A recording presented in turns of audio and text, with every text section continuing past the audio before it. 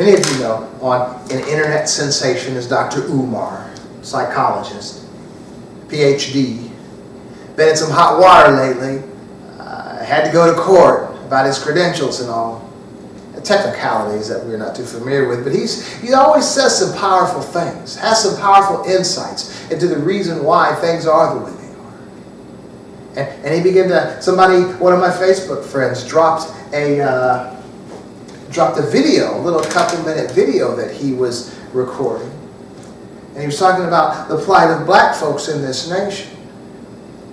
And he was talking about after Dr. King was killed, that there was a concerted effort, a conspiracy even, to get black kids into college and not to teach them trades.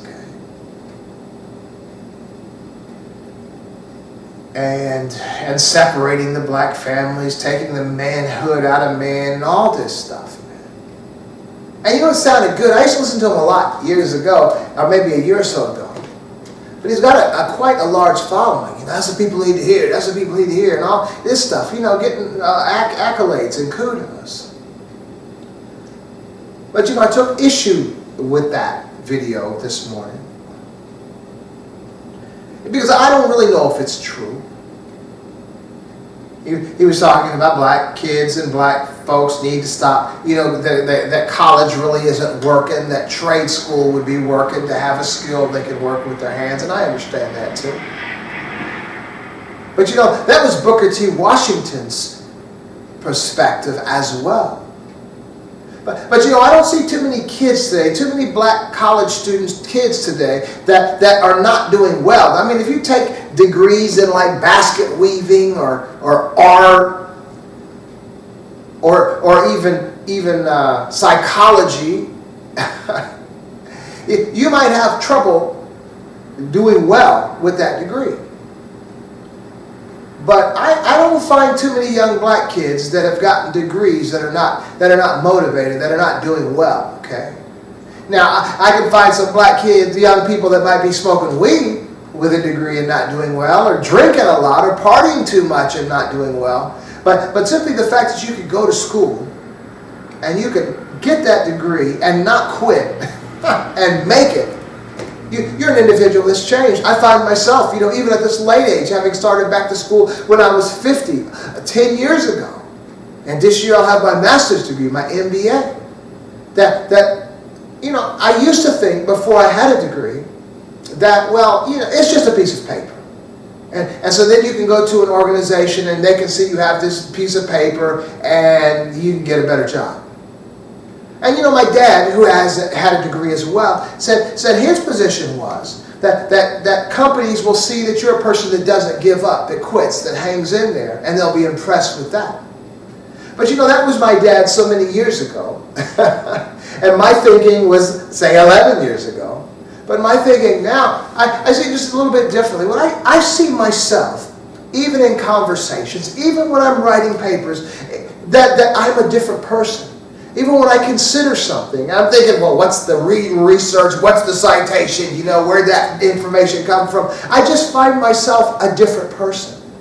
And so I do see that any kind of training, I knew this at boot camp, man. Air Force boot camp was just 6 weeks long.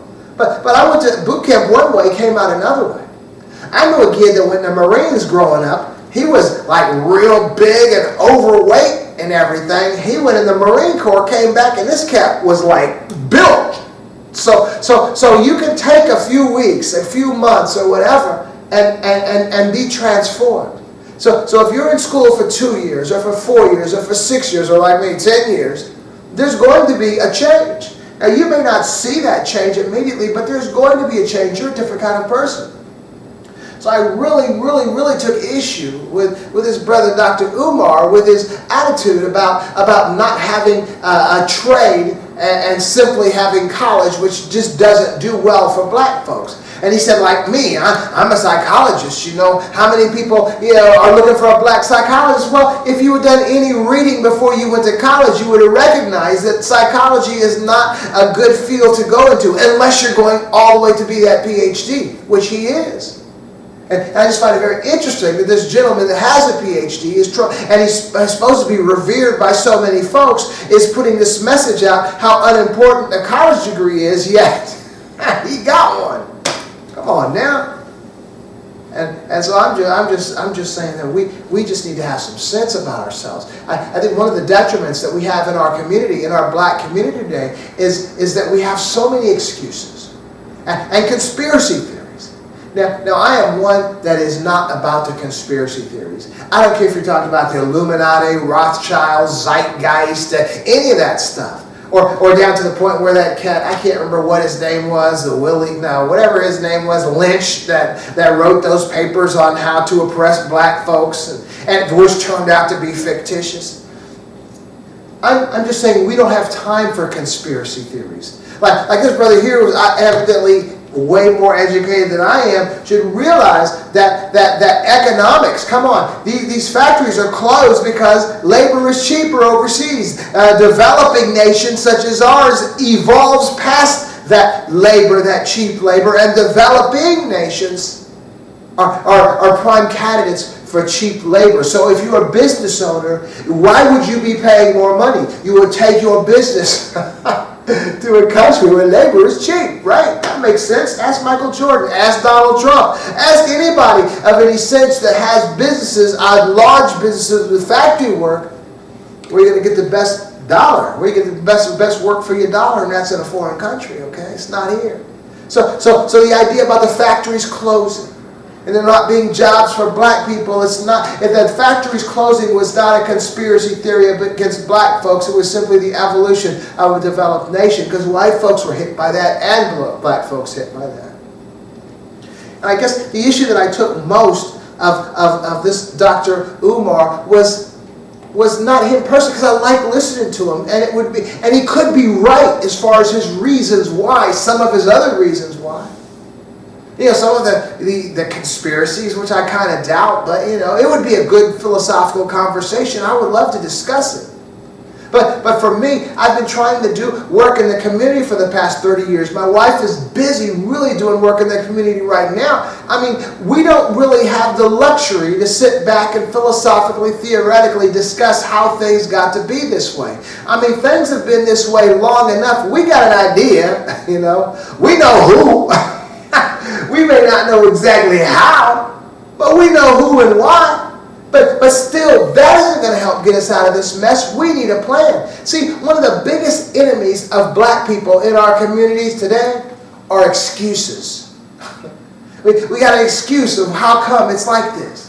See, what an excuse does, it simply validates why we are in the place that we're in, and it justifies us not progressing until the perpetrators of our ills decides to do the right thing. Well, guess what? The perpetrators of our ills in this nation are probably never going to do the right thing. So if we hang on to these excuses, we're never going to get anywhere. It's time to stop worrying about how we got in this mess. We all kind of know, either directly or indirectly, may not exactly, but we know why we're in this mess, and we know who put us here. But what I'm suggesting today, there's only one individual, there's only one group of people that care about you enough to care to help you get out of that mess, and that's you and me. That's us. We're it. Nobody else cares. And without putting too much guilt on those who caused this situation, I don't know if the situation was reversed, if I would have been any different.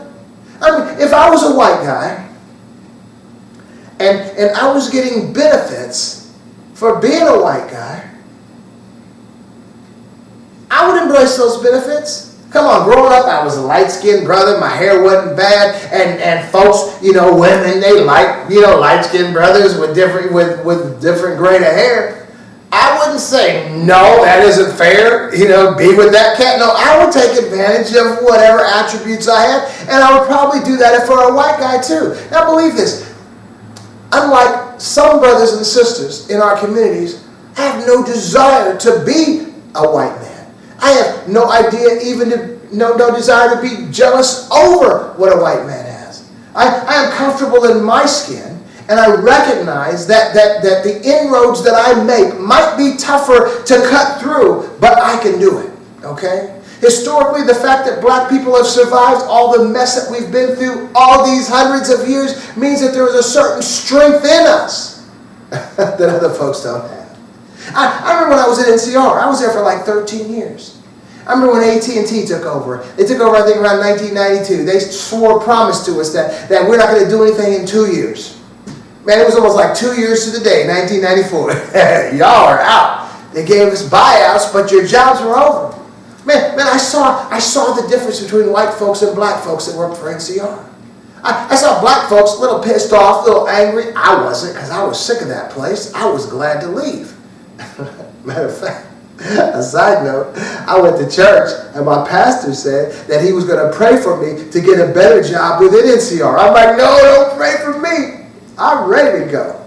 But what I noticed at NCR with all the people is the black folks, they were a little mad. They were a little upset and angry. But the white folks were like comatose. I remember seeing white folks, like one lady in particular, just walking through the hallways like she was a zombie. She didn't know what she was going to do. Because black folks, we have survived stuff. We've survived worse stuff than that. I mean, the fact that there was a disparity in the amount of black people to white people working at NCR just showed you that NCR was not an organization that was really friendly toward black folks. I didn't realize it then, but when I look back at my office picture, when there are about, I don't know how many of us, the department picture with the different offices there are like, I don't know, 30 or 40 or 50 of us in the picture. Maybe 2 of us are black. So I mean, we have dealt with these things all of our lives. So we know how to deal with pain. We know how to deal with rejection. We know how to deal with mistreatment. We're resolute. We come back, we bounce back, and we make things happen. We can take the trash, the garbage of a pig, and turn it into chitlin, something that tastes good to some people. We can take a potato, a sweet potato, and turn it into pumpkin pie, better than pumpkin pie. We can take the garbage and turn it into something desirable. Okay, we have that ability. And so I'm just saying, let's not lose sight of that. Let's not forget who we are and get so into, oh, woe is me, this is how I am, and forget about the resiliency of those who came before us. There was a strength in us. We're not weak. But again, we can't spend our time focused on the white man who caused this situation for us. Because many of us in our community are treating each other just as dirty. We steal from each other.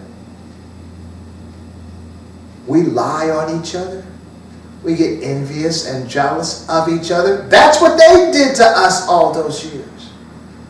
And we're doing the same thing to each other. So I can't hate the white man. Even for slavery, I don't hate. Man, if the situation was reversed, and black people were running things and white folks were slaves, I would probably have had slaves, okay? I mean, let's just try to be honest. So we can't hate for what, if we were honest, we'd probably know we'd be doing ourselves. We'd get over on people today in any way that we can. So if we could have free labor and not have to do any of the work ourselves, any of the terrible things that we have to do, any of the uncomfortable things, somebody else would be there to do for us, and we can make scores and scores of money off of them. Who wouldn't do that?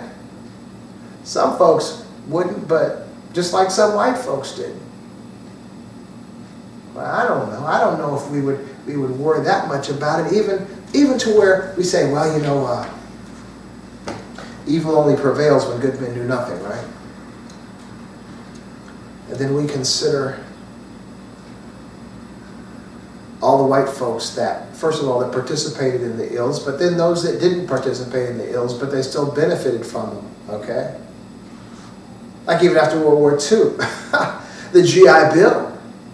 Black folks were being blackballed from getting homes with the GI Bill. And the GI Bill being paid with American citizen taxes, so American citizens, black American citizens' taxes were paying for the GI Bill homes that themselves as GIs weren't even able to appropriate, okay? And you talk about welfare. most of the large land masses of properties that folks have in the United States today are based on welfare, government programs that help them get land for virtually nothing, okay? And so we just have to recognize that that has been the state of our lives. We have dealt with it. We are still dealing with it, but we have to continue being resilient because we're not in the promised land yet, okay? And so when I listen to brothers like this doctor that was putting all this information out there, all this speculations on why it's this way, what they did to the black folks in the 70s, what they concocted in the 80s, and why black folks are all introduced drugs into the community in the 80s. I mean, you know, some of that's true. But the fact is, if you as a parent are drinking alcohol today in front of your young kids, then you are the problem, because alcohol is a drug. So you're influencing your children and your grandchildren that it's okay to get that buzz. They just might grow up and try heroin or crack, a different kind of buzz. But you're the one that validated that buzz. For real. I'm telling you, man. And so we are the culprits now. And so looking back, trying to go back 10, 20, 30, 50, 70, 80, 100 years and determine what it is that caused the black folks to be in the situation they're in today, that isn't helping us. At this particular point, generations, like those fish, those blind fish that wandered in that cave, when you got 7 or 8 generations later, you don't need to be explaining to the fish on why they're blind. Just help peel them grown eyelids back, you know. Oh, light. Then you can, if you want to explain anything, then just begin to explain to that fish what light is. So as far as our kids are concerned, I mean, I don't believe that it's necessary to keep secrets from them, but I don't think there's any black person in this United States of America that doesn't understand the negative impact that white folks have had on their lives since the inception, since the first black people in this nation. You know, from one degree to another, depending how much historical research you've done, we all know that. But I don't need to know how I got in this hole after all these years. Just help me, show me how to get out of it, okay?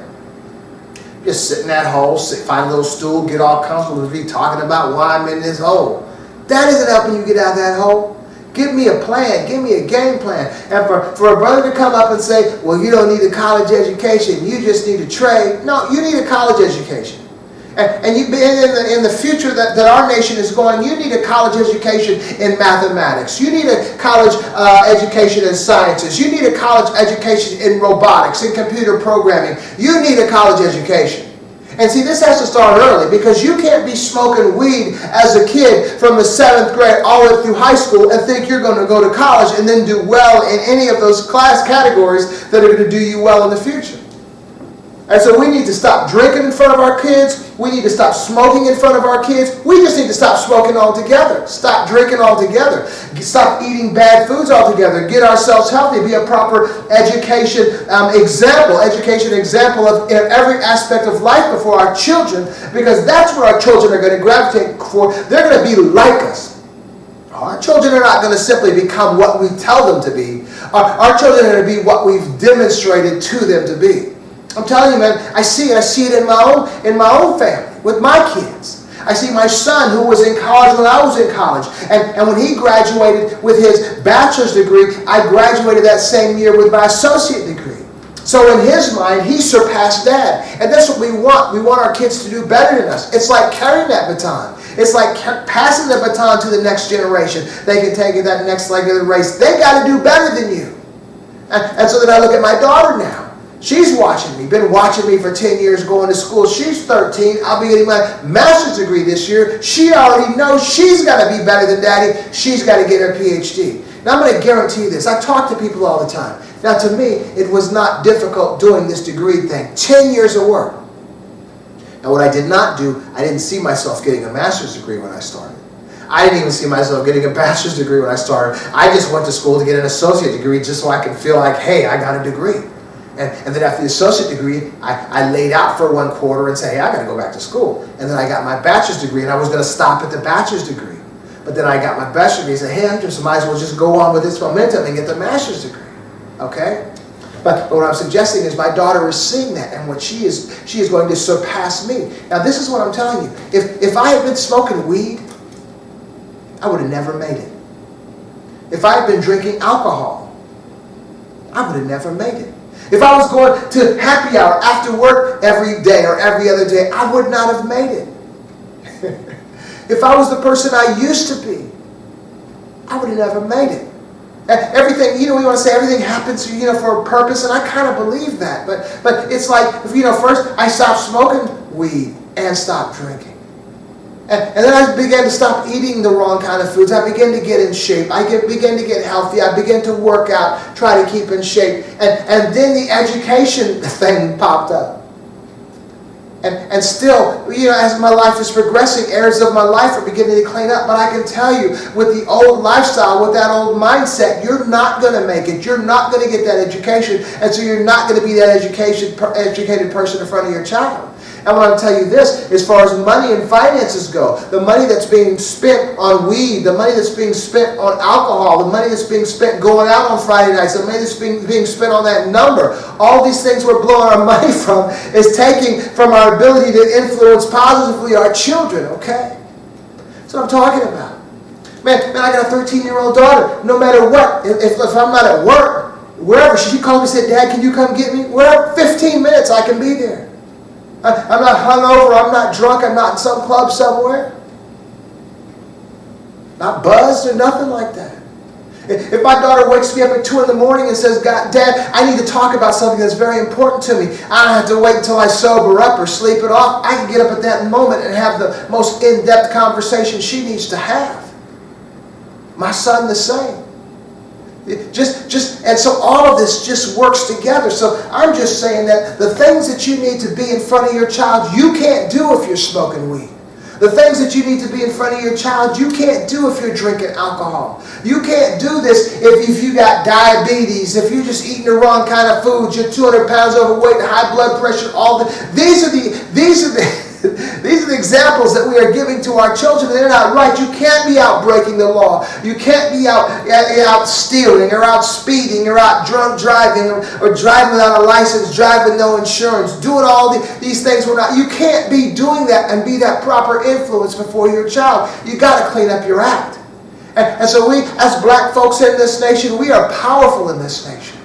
Because if you look at ourselves historically, even through Egypt, and even the things that we have created, the places we have been, the discoveries that we have made, in mathematics, in numbers, in medicine, in every aspect of life, we are a strong people. And our survival instincts got to be strong, or we wouldn't even be here today. We need to tap into that. We have acquiesced. We've lost sight of the path that we're supposed to be on, and we just, it's Friday night. Come on, man. I was talking on this one conversation, we were talking about black people. I came up in the 70s. I was a teenager in the 70s. I graduated high school in 1976. I went into the military in 1976, the same year I graduated. And so I got to see things. I got to see a black community that was on the heels of the Black Power movement. I got to see a black community that was on the heels of Stokely Carmichael, of the Black Panthers, Huey P. Newton, Eldridge Cleaver, Kathleen Cleaver, all these folks, and Dr. Martin Luther King. I got to see black people. I got to see black people wearing afros because we were black and we were proud, and it was a symbol of our pride. I would be wearing the shirt, with the red, black, and green, with a black fist superimposed on top of that flag on my t-shirts. Nobody would say a word. Nobody crossed you. Afro with the pick in your hair with a fist on it. Shop class, I would make wooden fists with long handles, and I would stick them in the back of my pocket so anybody that saw me leaving could see the point I was making to them. That's what we were back then. It didn't matter. I was in the military. It didn't matter if you were in Europe. It didn't matter if you were in Asia. It didn't matter where you were over this United States of America. Anytime you saw a black person anywhere, you'd always acknowledge him. You'd always have something to do. My little thing, everybody had their thing. That was my thing, okay? We all had the thing that we did. We know that. Any of you black folks out there that are my age or around my age, 60 years old, know that. We were that tight as black people. Are we that way now? You're in a community, you're in places now, man, and I do it as a test. I'll be seeing black folks, I say, what's happening? They ain't going to say a word. Looking at you like you're crazy. There is no cohesiveness with us. There's an old saying that if a house divided cannot stand. So we got all these excuses why black people are in the position we're in. We're in the position we're in because there is no cohesiveness. There is no unity among black people. And all of our habits are self-satisfying. Our addictions are the buzzes that we get, the foods that we eat that are totally unhealthy, the things that we do that are having fun. All these things that we're doing are for our own self-pleasure. Nothing to do with the black folks, nothing to do with unity. And this is the message. These are the messages that we're sending to our children.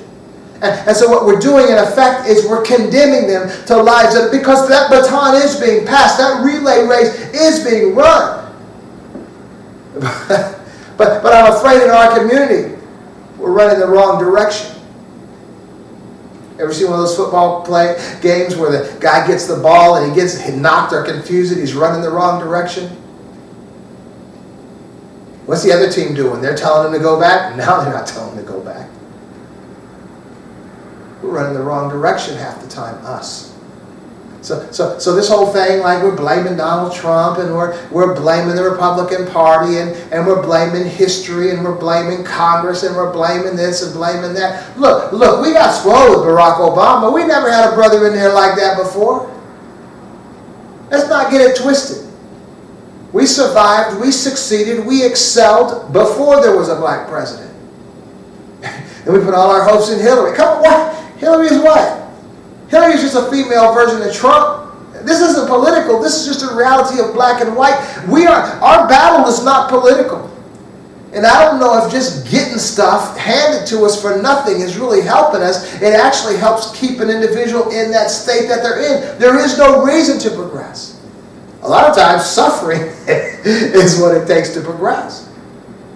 You know, as much as I care for the young people, even the Black Lives Matter movement and all that, man, I've been around long enough to know that begging the perpetrators of your ills is not going to suddenly change their heart. Okay, that's not the way. The way is the way is education. And that education is going to have to start from the time your kids are in elementary school. I know this young sister now. She's a sharp sister. She's got a boy. He's probably about 5 or so years old, before school, maybe 4. She's already going to the grocery store, getting those little math notebooks and getting him to start counting. We got to start there. She doesn't smoke weed. You know what I'm saying? She knows. So we want our kids to go to college, but unless you start them from kindergarten, it's probably not going to happen, man. I see kids all the time, man, like 8, 9, 10 years old, walking into their houses, and the weed smoke is obvious and evident in that house. Those kids aren't going to have a chance. They're not going to college. They're not. There's no future in that. We have to change. And that's it. If we don't change, if we don't stop smoking weed, if we don't stop drinking, if we don't stop committing crimes, if we don't get an education, we have to be the example for our children to see. That's the way it works. We always talk about Africa, about the community, and the kids and the families and all that. Well, that's how the boys became men and the women became women. They looked at the examples before them and they became that. That's what our children are, good or bad. That's what they're becoming. We have to make a determined effort. Stop blaming everybody else. I don't care if they shoot a black man and let the white man go. You know, it's always been that way. So what are we going to do about it? Well, I'm just going to copy and paste it to Facebook. There, SMH. That's it. That's all you got. It's not going to help. You need to change. They're not going to change. We have to change. We have to take care of I refuse to allow the future of my children to be determined by when the oppressors stop oppressing. It's my job to make sure no matter what situation. You had black folks back in the day of slavery losing their lives because they were making sure their children knew how to read. What are you willing to sacrifice? What am I willing to sacrifice? For real. I know I was harsh today. I don't know where that came from. It must have been that little debate I had on Facebook about the good doctor. He's a good man, and I enjoy his perspectives as a point of conversation if I'm just sitting around with five brothers that are already okay and we're just discussing the philosophical, theoretical aspects of it or something. That's cool.